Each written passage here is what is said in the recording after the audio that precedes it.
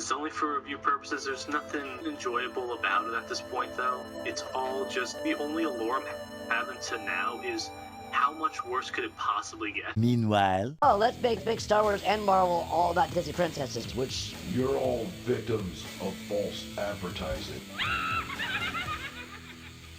This video is brought to you by Nick Stock and the Rainbow Backyard Bash. After all, you ain't gonna watch this video. If you do, like, comment, and subscribe. And if you really like what you see here, support us on Patreon. what's up?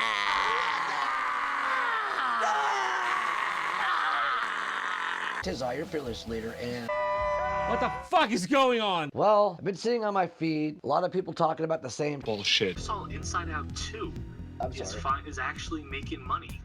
It's got to make over 500 to break even, though. But it's weird when you actually see something in the world of Hollywood, even Disney, when it makes money. It's like, is nature returning back to normal at this point, or is it just a fluke? I mean, come on. Garfield kicked Furiosa's ass, which Furio got their ass kicked by Pitch Perfect 2. It should have came out like 2017 or 2018, you know, before the COVID happened. We've made a huge mistake. You can use all the excuses you want, but that's what it was. I mean, Come on! They recast. Furiosa in the first place. I mean, I love On the Toilet of Joy. I'm looking forward to her in Dune Part 3, where she'll be wall fucked by Jason Momoa. Well, the one thing on my feed I really do not give two flying shits about is the Acolyte. In Doctor Who, I'm so sorry. Oh yeah, I don't recommend it to everyone. Doctor Who is just turn your brain off and look at the pretty colors and watch Point and Shooty Gatwick be his flamboyant self. And the Acolyte is, what ridiculous thing are we gonna get this week? Come on! It was pitched to Kathleen Kennedy as Frozen meets Kill Bill. Which, this is why you have a generation of a bunch of fucking, like, you know, non-binary little bitches. I mean, you're supposed to be a kid's brand, for fuck's sakes. A kid's brand. Kids should not know about gay shit. They should just know about being kids. But no, you're making them grow up so fast that now we have, like, you know, drag queens and... Stop! It's also what I call Last Jedi, sarcastable. That is what Star Wars has become. Someone sarcastically came up with something and they took it serious. Now, not only is the Force females, now... The lesbian chicks making a kid out of the Force, I keep telling you, I think that's the least egregious thing of that episode. Now we have where the Jedi are just scouring the galaxy, just kidnapping children that are Force sensitives. Like, this seems like a bigger deal. Because as I was reviewing the last episode, I'm actually on the side of the witches. Like, oh, you're gonna come to my place and just say you're gonna take my kids? That's not gonna happen. Then the show is doing its job. Right now, they're just hoping for as many clicks and as many people will talk about the show online, and I think that's what they're basing their worth on. I have no interest in the Acolyte. I have no interest in the Raven. All the people trying to shill about how great it is can suck my balls and fuck off. But, you know it's great. It's run by that Kathleen Kennedy 2.0, but, like, more annoying. At least Kathleen Kennedy has street cred. This bitch has none. Turns out most of these broads who are in charge have the most punchable faces. Oh yeah, it's like they have to have that. Well, duh. Now she's suddenly a hero and brave and strong. But it's amazing though that she worked with Harvey Weinstein all these years, not a single ounce rubbed off on her. Come on! My guess is the same reason why they greenlit all these fucking, like, ruin all guys things. Because it was an election year in 2016, so they greenlit all... Bullshit. Bullshit. Bullshit. Bullshit. Bullshit! I am not the destroyer of companies. I am a liberator of them. Shut up and get to the point! In reality, Why wasn't it taboo this entire time? He's not as bad as people say he is for a very simple reason. He's a Hollywood executive. Remember Tropic Thunder? Remember Tom Cruise's character? Remember how they have the money to do whatever the fuck they want? They can buy their own airplane if they want. You're trying to tell me you can't afford a few hitmen to make some fucking broads disappear? It just killed Hollywood. before we get to anything, now to our new sponsor, Lost Anarchy Magazine, issue number 29. It's showtime. On side 1, we got Predapool interviews Buzetta again. Anything less would be uncivilized. Demetrius of Legion of Lilith. Today, we are going to talk about Welcome to your doom. And then... Socio-politics with Captain Anarchy and friends. And it's pretty fun. And here's a cliff note regarding... Get on with it. Exclusive interview of YouTube channel and hopefully future collaborator of this channel, Screaming Soup. Yeah! It's an animated horror review channel, and the animation style is similar to like Aqua Teen Hunger Force. Side 2, it's the Nick Stock edition, where we feature a lot of stuff promoting Nick Stock, which would also include...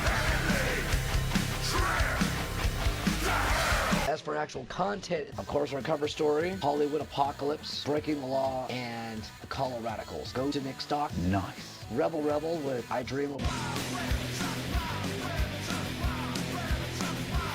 Remembering Tim Sin, written by Lisa Burke. LA Scoop by Tequila Mockingbird. The Buzz legal column. And an interview of our returning centerfold diva herself, Vanessa Lux. Obviously, we can't show it anywhere, but if you want to see a good version of it, the issue is up on LostAnarchyMagazine.com, so you're gonna love it. Fuck yeah! And Meanwhile, the movie theater's dying. Well, what expect, dude?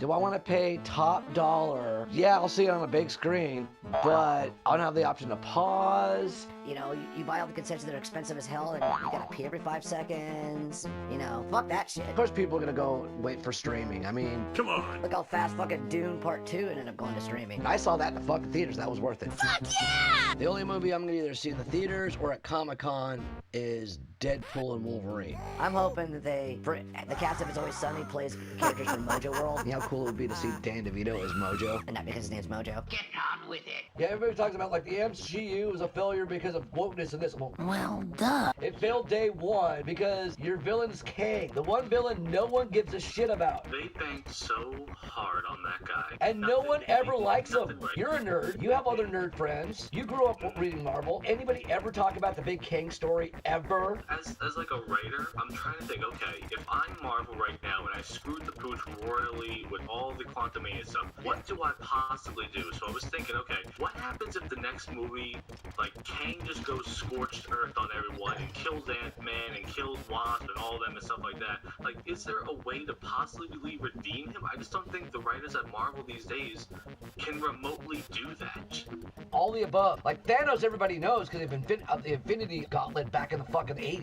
Everybody remembers fucking Doctor Doom since fucking the 60s. Hell, even people remembers Baron Zemo and Baron Von Strucker, Ultron. Does anybody ever bring up Kang? Never. And also, what the hell did they do with Zemo? I don't understand the idea of what went behind that. It's like, okay, you have this really cool comic book villain with this really deep backstory and all this history with Captain America, and now we're gonna make him a normal dude that's a Baron, and then we don't even see him as a Baron until the Winter Soldier Captain Falcon TV show, and then he wore the mask for 5 seconds. Like, what was the point? Why did you put that? Well, what about Thor in his helmet? It's another cliche of making fun of like what the characters look like in the comics because of real life, and that's why that's why even in X-Men '97 they made a joke about it. It's like, what do you expect? Black leather?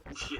Again, it's because they want to make things realistic. You know, they can't have a supervillain who has that cool mask who's deformed under the mask. Instead, he's a European guy who barely wears a mask. He's basically a playboy. He was just literally a dude that just so happened to be rich in the TV show, but in the movie he just was some dude after revenge that so happened to know everything about the Winter Soldier lore and where to find the book and everything like that. I don't know. I feel like there was so many balls they dropped with that character.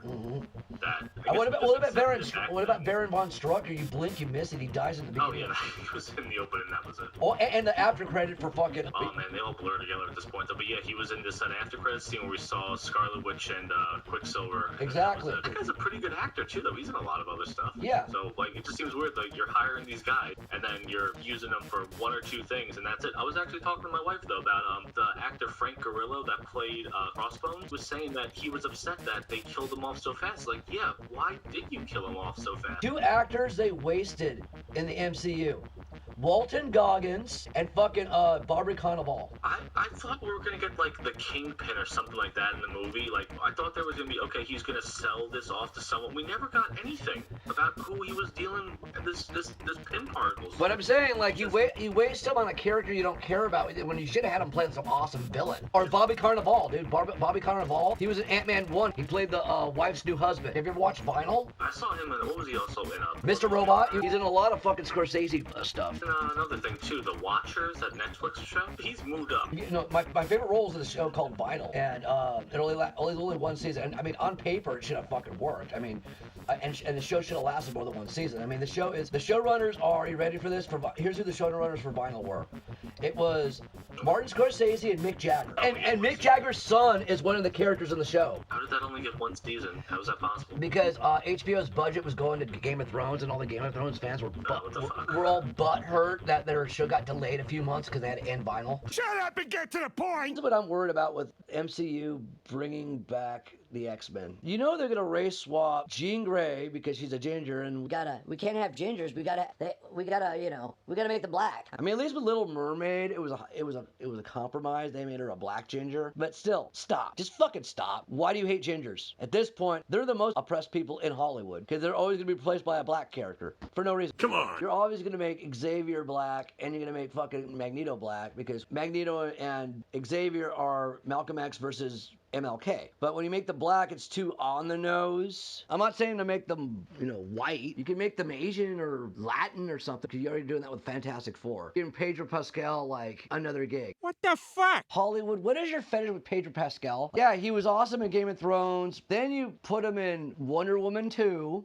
You have him play Mando. He's also in Last of Us. You're putting him in everything. He's great and all, but he's not that great. But because he's a person of color and he's woke one of us, let's put him in everything. Well, they seem to have an open door policy for assholes, though, don't they? Enough about my negativity. This is what this whole website's all about, Nag, nag, nag, nag, nag! Anybody watch X-Men 97? Now that is a good show. I mean, and not because that was my adolescence. Yes, I'm old. But it's like an upgrade, Like, it's not just the X-Men cartoon back with upgraded animation. Like, a lot of character development, a lot of updated stories. They finally made Cyclops cool. For the first time ever, show the origin of Cable, Gambit's whole thing. I mean, I'm not going to go on a total detour on this show because there's a million fucking video essays on it.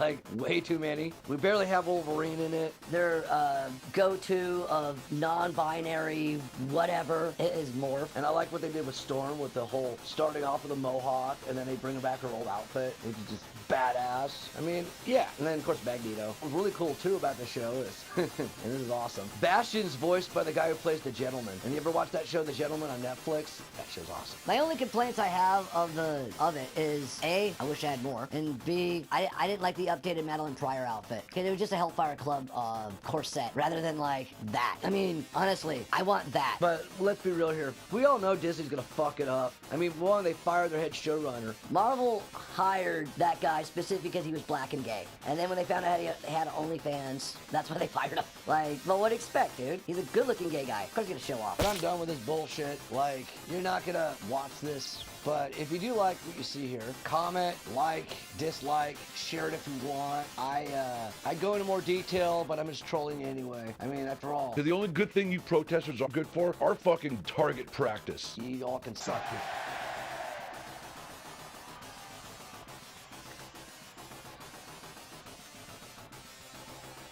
Shout out to my patrons.